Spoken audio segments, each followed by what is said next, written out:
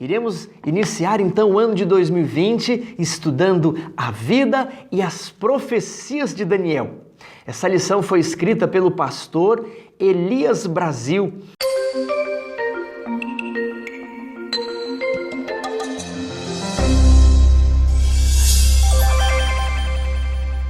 Ele é diretor do Instituto de Pesquisas Bíblicas da Igreja Adventista do Sétimo Dia e eu tive o privilégio de frequentar durante um sábado uma classe de escola sabatina onde o pastor Elias Brasil dirigiu o estudo da lição e eu gostei muito. É uma pessoa muito organizada, muito humilde e que conhece muito bem as Escrituras.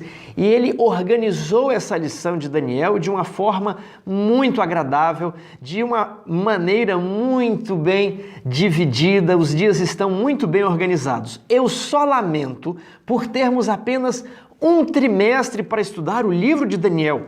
Saibam vocês que o livro de Daniel é um dos mais difíceis e complicados livros do Antigo Testamento. E como está aqui na lição de sábado, ele é a base, um dos livros mais importantes para as doutrinas da Igreja Adventista. E a Igreja Adventista nasceu das páginas do livro de Daniel. Então, eu acho que nós poderíamos, se fosse possível, utilizar a lição por 2 trimestres. Tiago, 2 trimestres para o estudo de Daniel? Sim, mas por quê? Não é tão fácil a estátua é Babilônia, Grécia, Medo-Pérsia e Roma, os animais, depois o carneiro e o bode. Pois é, quando chega no carneiro e no bode, complica, né? Quando chega nas 70 semanas, quando chega em Daniel 11, aí a coisa fica muito complicada. E aqui é o desafio que eu gostaria de passar para você, para que esse trimestre, para que o seu estudo da lição fosse diferente. Uma coisa são os capítulos 2 e 7, eles são capítulos aparentemente fáceis de estudar, fáceis de explicar, fáceis de compreender. Mas quando nós vamos para o capítulo 8, para o chifre pequeno do capítulo 8, para a contaminação do santuário, e isso envolve princípio de ano, o capítulo 11 de Daniel, saiba você que há críticos mordazes da interpretação adventista. Já gostaria de começar o primeiro vídeo dizendo: há críticas fortes sobre a interpretação adventista. E se você quer compreender o livro de Daniel, você precisa conhecer estas críticas, estar apto, ser capaz de oferecer uma objeção bíblica, uma objeção à altura, uma objeção que afaste as dúvidas, e para isso você precisa crescer no livro de Daniel. Então, se nós sabemos apenas sobre a estátua, eu quero dizer que isso é um conhecimento superficial do livro de Daniel. O livro de Daniel nos exige conhecer a doutrina do santuário, nos exige conhecer a doutrina da purificação do santuário, tudo que está relacionado às 2.300 tardes e manhãs e às 70 semanas. Isso aqui é muito importante no livro de Daniel, e se você não crescer nessa parte, se você não se aprofundar nessa parte, você vai perder o maior brilho, a maior beleza aqui do livro de Daniel e a parte teológica mais densa, mais importante. Aproveito que também estamos iniciando esse guia de estudo sobre Daniel e lhe dizer que a grande dificuldade em compreender não somente as profecias, mas a Bíblia como um todo, é uma falta de conhecimento da geografia bíblica e da cronologia da sucessão dos eventos. Pensando nisso, nós preparamos aqui alguns slides para orientar-nos sobre onde, quando e como ocorreram as histórias do Antigo Testamento. Nós temos aqui o mapa do mundo com a divisão política dos países atuais e agora nesse círculo vermelho temos as terras onde se passaram as histórias bíblicas. Vamos aproximar. Temos ali o Oriente Médio e nesse círculo ao lado eu selecionei uma parte da Europa, a Itália e a Grécia, porque essas são nações que estarão dentro das profecias de Daniel. Então todas as histórias do Antigo Testamento e as referências, elas se passam exatamente aí. Não são muitos lugares, são poucos lugares. Então, com um pouquinho de esforço, nós conseguiremos nos localizar. Veja agora esse mapa que está sem as divisões políticas atuais, ele está bem mais simplificado, apenas alguns países. Eu vou agora retirar esses países. Temos agora apenas Israel, a divisão política atual de Israel, e temos aqui o Egito, o Irã, onde é o Irã atualmente, o Iraque, aqui a Turquia, a Grécia e a Itália. Eu selecionei essas nações atuais para servirem de referências a nações importantes da época de Daniel. Hoje não temos nações, né? Temos países. Na época lá de Daniel nós falamos nações por causa do critério étnico que unia os povos de um mesmo local. Então ali onde era o Egito, é hoje o Egito também, né?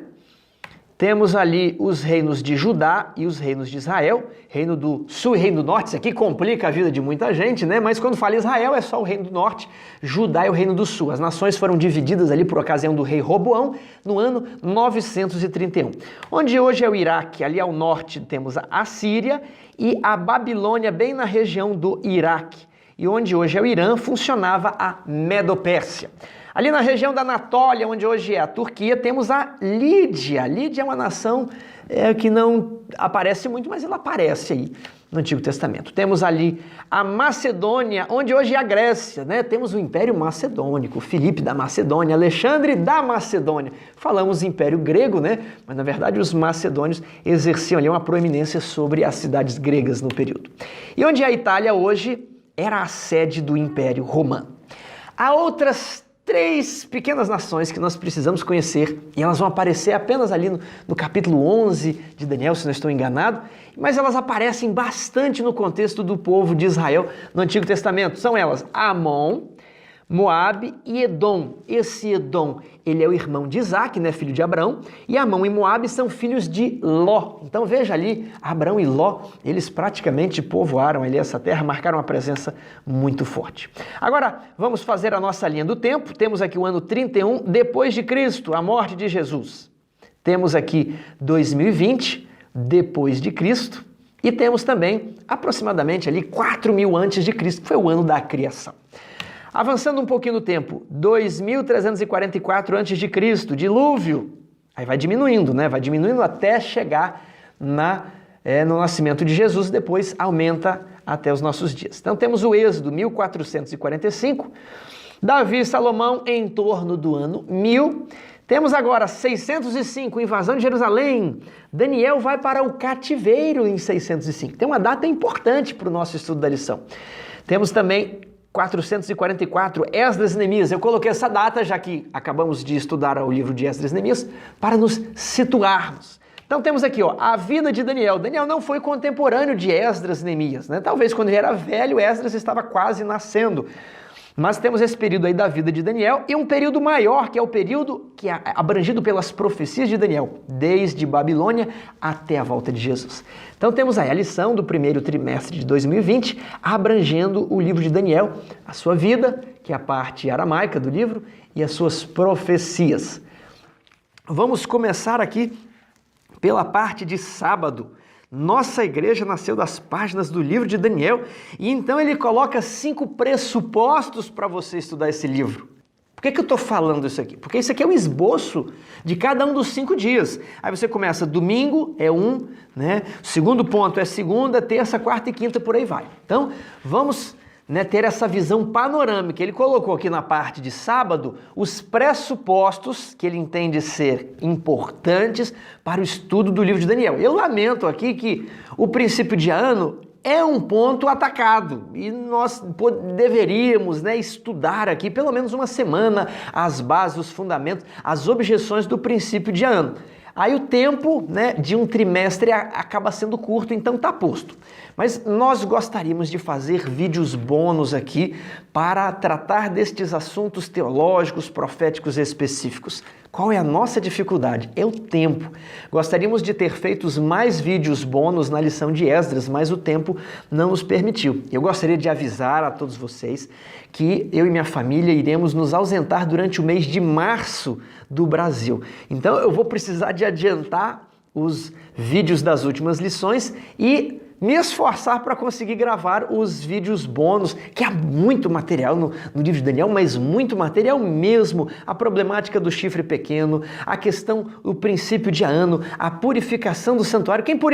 Aliás, a contaminação do santuário, quem contaminou o santuário, foram os nossos pecados ou o chifre pequeno, o próprio capítulo de Daniel 11, os períodos proféticos. Então, Há muito material e que Deus nos ajude aqui. Gostaria de pedir que vocês orassem pelo canal, pelo projeto, para que Deus nos ajude a conseguir gravar, estudar, fazer os roteiros e publicar os vídeos a tempo aí para o enriquecimento espiritual de todos nós.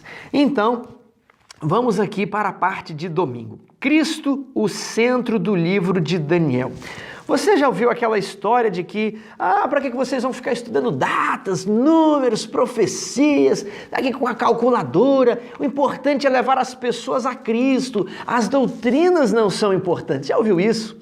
Porque vocês estão aqui no grupo de WhatsApp discutindo se esse evento final é antes daquele outro, se aqui é a profecia das 70 semanas, qual é o rei, quem é Dario, quem é Artaxerxes, se o decreto foi publicado por Ciro ou por Artaxerxes.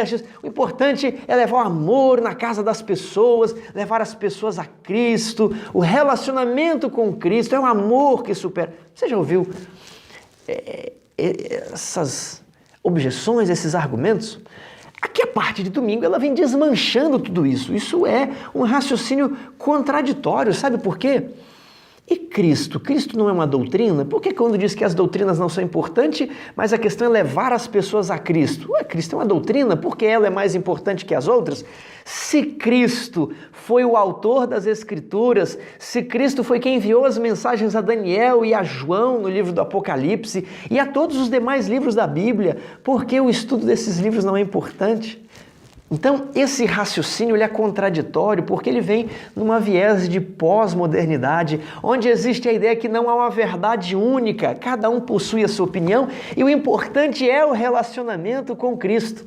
Agora, como deve ser esse relacionamento? Quais os limites? Quais os direitos e obrigações de cada parte? Então, isso não fica posto, por isso é um raciocínio autodestrutivo. Sabe mais como que é um raciocínio contraditório e autodestrutivo? Se não existe uma verdade única, se toda a verdade é relativa, essa frase também é relativa, né? Essa frase pode não ser verdadeira, porque não existe uma verdade absoluta, então isso também não pode ser uma verdade absoluta. Enfim, gostaria de dizer que existe uma verdade, e o livro de Daniel ele ilustra que a nossa busca pela verdade, uma verdade que vai nos guiar no caminho nesse mundo e no que existe após a morte. Uma verdade eterna é a verdade presente que a Igreja Adventista tem para apresentar nestes últimos dias, as 3 mensagens angélicas, a verdade para o tempo atual. Então você precisa, entre as várias religiões, entre as muitas denominações e igrejas cristãs, descobrir qual é a verdade, o que eu preciso fazer, o que devo fazer para alcançar a vida eterna. Era a pergunta do jovem rico. Então existe uma verdade, e se nós estudarmos as profecias, vamos ter um contato com a divindade, vamos entender que Deus está dirigindo a história e que é possível, em meio a tantas opiniões neste mundo, encontrar qual é a verdade absoluta, qual é a verdade que Deus enviou ao seu povo. Parte de domingo, então, Cristo é o centro do livro de Daniel. Acompanhe aí a nossa tabela. Veja só. Capítulo 1, a experiência de Daniel é um paralelo com a experiência de Cristo, porque assim como Daniel foi enviado para viver em uma outra cidade estranha, Jesus também saiu do céu para viver em nosso planeta. Capítulo 2, Cristo é a pedra que substituirá todos os reinos terrestres. Capítulo 3, Cristo está com os que sofrem na fornalha ardente. Ele está com aqueles que estão passando aflição. Capítulo 4, Cristo é quem eleva e remove os reis. A experiência de Nabucodonosor e o seu orgulho. Capítulo 5, a queda de Babilônia literal. É um prenúncio da queda de Babilônia espiritual, quando Cristo destruirá Satanás e seus anjos. Cristo está em todos os capítulos. 6. Daniel foi acusado falsamente e o governante não livrou. Assim também falsas testemunhas acusaram a Cristo e Pilatos, ficou indeciso, não livrou um homem inocente que a lei diz que ele deveria livrar uma pessoa inocente da condenação. Capítulo 7. Jesus é o Messias recebendo o reino e o domínio. Capítulo 8, Jesus é o sacerdote do santuário celestial. Capítulo 9, Cristo é a vítima do sacrifício que confirma a nova aliança. E os capítulos 10 a 12 mostram que Jesus é Miguel, o comandante das hostes celestiais. E Miguel, por fim, se levantará para salvar, para defender o seu povo. Que maravilhoso! Cristo está em cada página, em cada linha do livro de Daniel, por isso convém estudá-lo. Parte de segunda-feira, a estrutura do livro de Daniel. Você sabe que o livro de Daniel foi escrito em hebraico e em aramaico. E os primeiros 7 capítulos estão ali em aramaico. Capítulos 8 em diante em hebraico. E o autor da lição sugere que há uma estrutura poética conhecida como quiasma na literatura hebraica. Hoje nós temos a rima no português, não é assim? Canção rima com mão. Mas eles tinham um modo diferente de fazer poesia, que era a primeira frase combinando com a última, a segunda com a antepenúltima. E aqui o autor da lição propõe que existe essa mesma estrutura entre os capítulos do livro de Daniel. Vejamos então. A visão de Nabucodonosor sobre os 4 reinos, estaria ali em Daniel 2. Está relacionada a linha, ali tem com apóstrofe, ok? A linha, vamos dizer assim. Visão de Daniel sobre os 4 reinos, Daniel 7. Então a estátua do 2 vai combinar com os 4 animais do capítulo 7. B, Deus livra os camponheiros de Daniel da fornalha ardente, Daniel 3. B, linha, Deus liberta Daniel da cova dos leões, capítulo 6. Agora, C, juízo sobre Nabucodonosor, que é o capítulo 4, e o Celinha, juízo sobre Belsazar. Então o autor defende que, assim como todo quiasma, o centro, ali onde ele termina e começa a retornar, é a parte mais importante do livro. O autor também nos colocou uma tabela onde todos os símbolos estão decodificados. Vamos acompanhar essa tabela aqui no gráfico. Capítulo 2 de Daniel, temos ali a estátua, Babilônia, Medo-Pérsia, Grécia, Roma. E o fechamento aqui. Você tem que prestar atenção que toda a profecia com a sucessão dos impérios, ela possui um fim. Normalmente nós só aprendemos ali que Roma, é o último poder. Mas sempre tem um juízo, um fechamento. Ali é a pedra que destrói todos os impérios terrestres. Capítulo 2. No capítulo 7 temos 4 animais e o ancião de dias que se assenta, o juízo é estabelecido. Nos capítulos 8 e 9 nós temos Medo-Pérsia, Grécia e Roma e a purificação do santuário. Nos capítulos 10 a 12 temos novamente Medo-Pérsia, Grécia e Roma e Miguel se levantando para defender os filhos do teu povo. E ele fala, Daniel, vai, encerra as palavras deste livro, ok? Há o fechamento ali. Então essa seria a estrutura básica do livro de Daniel. Tiago, onde que está o problema aqui? O problema está na parte hebraica, ok? A parte aramaica está tranquila, capítulos 2 e 7. Agora, Daniel 8, 9, 10, 11 e 12, aqui que entra a confusão e aqui que você precisa estar firme, estabelecido, ler o texto e deixar o texto falar. Aqui que está o principal, Temos aqui o esquema, mas nós não colocamos o esquema em cima do texto, mas deixamos do texto surgir o esquema profético. Do texto, do símbolo como ele foi dado, nós extraímos as informações importantes. Vamos aqui para a parte de terça-feira, profecias apocalípticas em Daniel. E o que o autor quer mostrar aqui? O que ele está tendo em mente? Justamente o problema do capítulo 8 de Daniel, das 2.300 tardes e manhãs. Já estou falando isso aqui desde o primeiro vídeo, Precisamos nos firmar sobre a profecia da purificação do santuário. Desde agora precisamos lidar bem com a ideia do chifre pequeno. Então ele coloca aqui que existem profecias apocalípticas e profecias clássicas e elas são diferentes. Tiago, por quê? Porque a ideia é que muitos sustentam que 1844 poderia ser condicional, Cristo poderia ter voltado no primeiro século da era cristã.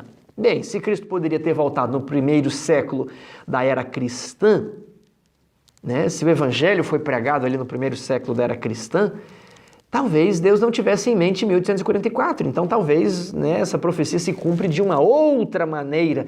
E 1844 seria apenas uma aplicação, né, uma aplicação homilética, algo que Deus acabou utilizando, mas que não era o propósito que Daniel escreveu. Então a igreja, ela utiliza essa argumentação de que, olha, não, 1844 deveria existir, existe então as profecias apocalípticas e as clássicas. Vamos ver aqui os 3 critérios. O problema aqui está em você distinguir o que é uma profecia apocalíptica e de que uma profecia clássica. Então o autor da lição colocou 3 critérios. Vamos lá. Visões e sonhos. As apocalípticas, Deus se revela por meio de sonhos e visões, e nas clássicas, né, ele afirma que o profeta recebe a palavra do Senhor. Segundo critério, simbolismo composto.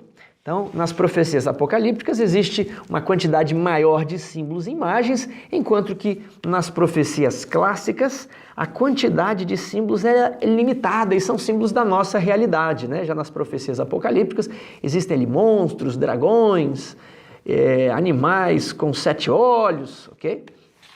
E ali o último critério, soberania e incondicionalidade divina. As apocalípticas, o seu cumprimento seria incondicional, e nas profecias clássicas, a realização do evento dependeria da resposta humana da pessoa. Então ele utiliza aqui na pergunta 3, leia Jonas 3. Essa profecia é clássica ou apocalíptica? Segundo os critérios que ele informou, seria uma profecia clássica. Por quê? Porque como os ninivitas se arrependeram, Deus não fez o que ele disse que faria, que seria a destruição de Nínive. Depois ele coloca Daniel 7,6, que fala de um leopardo com 4 cabeças, né? Então seria um simbolismo de um animal que não existe e seria então uma profecia apocalíptica incondicional. Tiago, qual seria a minha opinião agora? Sabendo que os críticos são mordazes, eu não costumo utilizar essa distinção, porque há alguns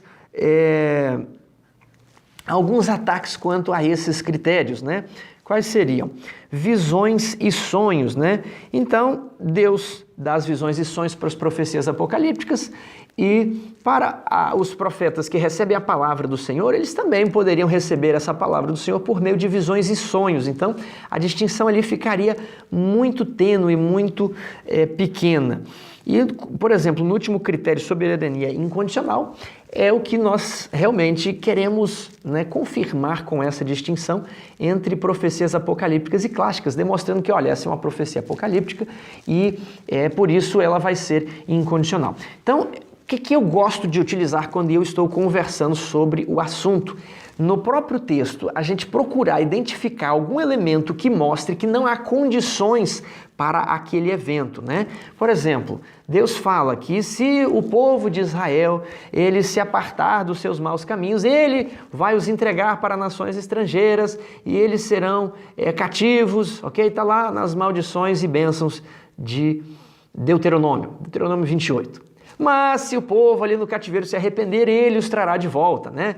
Então, ali no próprio texto nós vemos um elemento condicional. Em algumas profecias nós não vemos o elemento condicional. Então, essa é a minha opinião, é assim como eu gosto de agir, mas aqui o autor da lição, ele colocou outros critérios, ele gosta de trabalhar aqui com a distinção entre profecias clássicas e apocalípticas. Isso aqui talvez vai retornar quando estivermos nos últimos, né, capítulos aí de Daniel. Quarta-feira, o calendário de Deus, é aqui o autor mostra de uma maneira bem didática as escolas de interpretação profética, preterismo, todos os eventos proféticos anunciados em Daniel e Apocalipse já se cumpriram. Se cumpriram quando, Tiago? Nos primeiros séculos do cristianismo. Então, quem é o chifre pequeno? Antíoco Epifânio. Antíoco Epifânio, ele foi lá, matou o sacerdote Unias, ele colocou um altar a Zeus dentro do templo em Jerusalém, e ele sacrificou porcos ali dentro, e ali até que os macabeus conseguiram purificar o santuário. Isso aconteceu ali antes mesmo dos tempos do Novo Testamento. E Apocalipse, Apocalipse fala dos últimos dias? Não, Apocalipse fala da besta. A besta foi Nero, né? Nero que perseguiu os cristãos. E ali eles encontram vários simbolismos para dizer que tudo já se cumpriu. Isso aqui já se cumpriu tudo, ok? Preterismo, está tudo no pretérito, no passado. Agora existe uma outra escola de interpretação oposta a essa escola? É o futurismo. Esses mesmos eventos se cumprirão no futuro, por ocasião do período da grande tribulação, quando a igreja será arrebatada, ok? Um será deixado, outro será levado, aí ocorrerão as pragas, aí aquela última semana profética das 70 semanas, na 70ª semana, ela está no futuro, tudo vai se cumprir. O livro de Apocalipse é um livro do futuro, as trombetas estão no futuro, os selos estão no futuro, está tudo no futuro, ok? Futurismo. Idealismo, isso aqui para mim é perverso, viu? Argumenta contra um propósito histórico nos símbolos proféticos. Você tem ali no capítulo 8 que o carneiro é o rei da Pérsia e o bode peludo é o rei da Grécia. Mas aí o idealismo vai falar, não, isso aqui é apenas lições de um conflito entre o bem e o mal e não se referem a um evento histórico específico. Isso aqui é apenas ilustração, apenas homilética, ok? Historicismo. Defende que as profecias revelam uma linha histórica ininterrupta desde os dias do profeta até o fim. Isso aqui é a escola de interpretação que o Adventismo defende, e não é porque o Adventismo fala, essa aqui é a mais bonita, não, porque isso aqui decorre do texto bíblico. Ele fala aqui, as 7 igrejas. Quando que é a primeira igreja? Aqui é a primeira igreja do tempo que o apóstolo estava escrevendo, a igreja de Éfeso. Quando que é a última igreja? Bem, a última igreja deve ser a última igreja antes de Jesus voltar. E ali então você coloca um início e um fim, e você então começa a encontrar, por meio da leitura do texto bíblico, um cumprimento histórico para as profecias. É assim com os 7 selos, com as 7 trombetas e assim com os impérios de Daniel.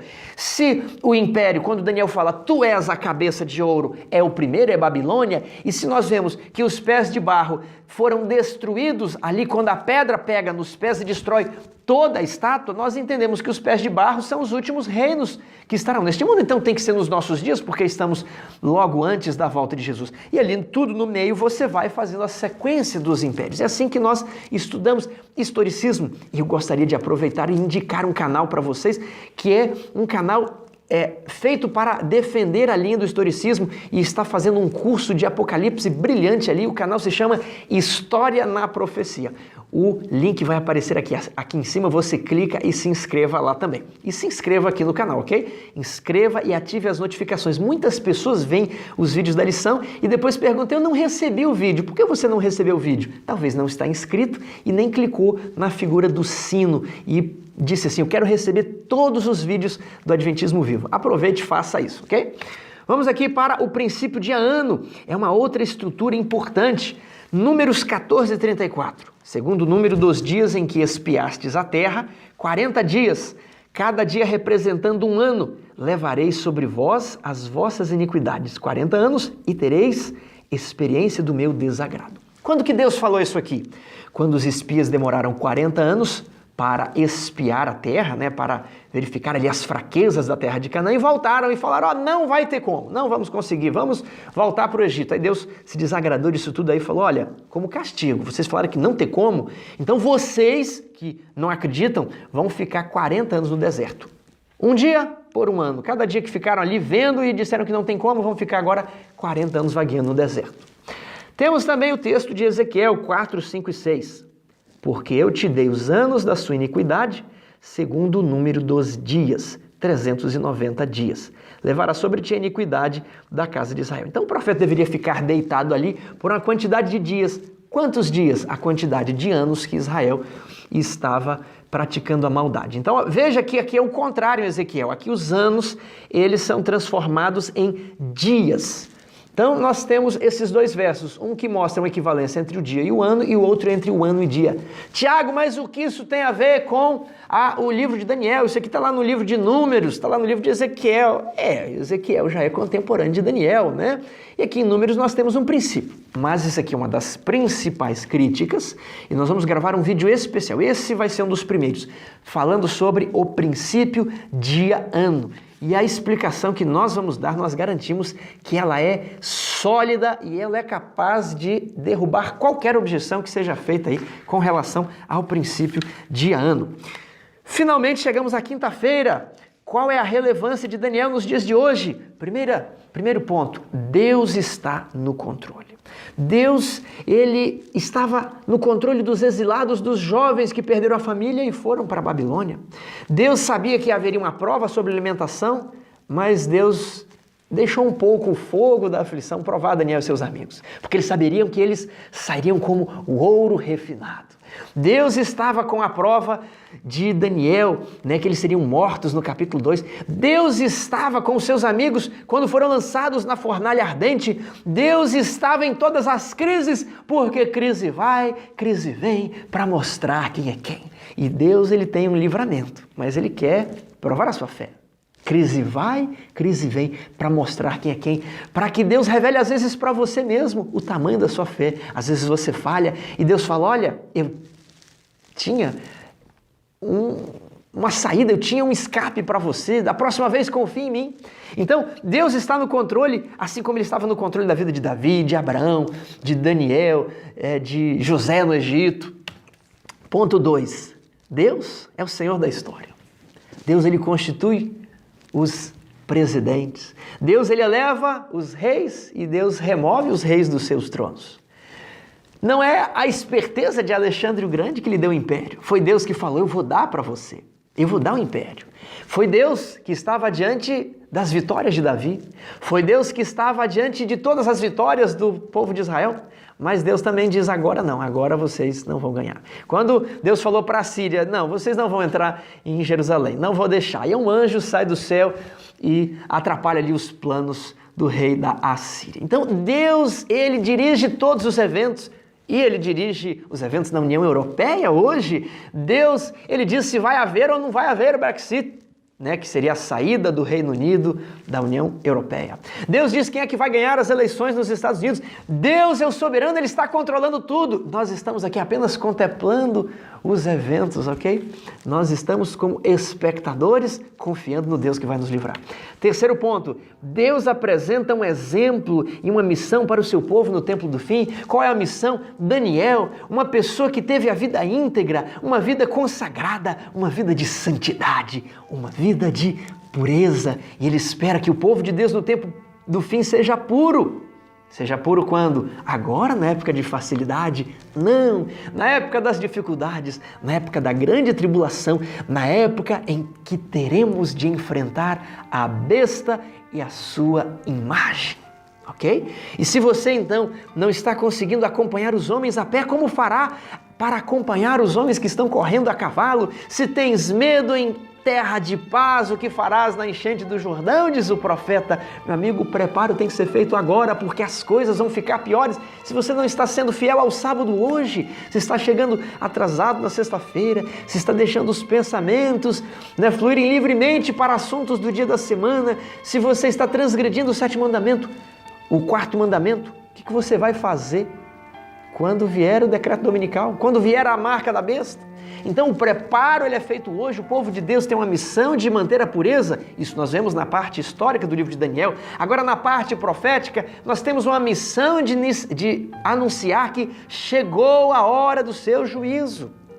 As 3 mensagens angélicas de explicar a doutrina bíblica do santuário celestial e demonstrar as implicações do assunto do santuário na doutrina da salvação, porque as duas coisas estão conectadas. E é por esse motivo que a Igreja Adventista, que é uma igreja, um movimento que nasceu com uma mensagem específica a ser dada em um tempo definido, ela não é apenas mais uma denominação protestante, não, mas ela possui um corpo doutrinário específico, um sistema escatológico definido, onde você possui sábado, a lei de Deus, a ideia da não imortalidade da alma, o santuário celestial e as 2.300 tardes e manhãs demonstrando que o juízo se inicia em 1844. Esse corpo que é chamado de verdade presente é a missão que a Igreja Adventista deve anunciar. São as 3 mensagens angélicas. Então, assim como Daniel teve a sua missão numa terra distante, longe de tudo e de todos, e ele foi fiel, mesmo lançado na cova dos leões, mesmo em face da morte, Ele foi fiel. Nós também temos uma missão profética de pregar essa mensagem linda. A coisa mais bonita que eu já vi sobre a face da terra é a mensagem que nos foi confiada. Nós temos a missão de divulgar essa mensagem em potente e grande voz para todos os moradores da terra. Que eu e você possamos ser firmes e que Cristo possa nos conduzir. Que Deus abençoe você e a sua família.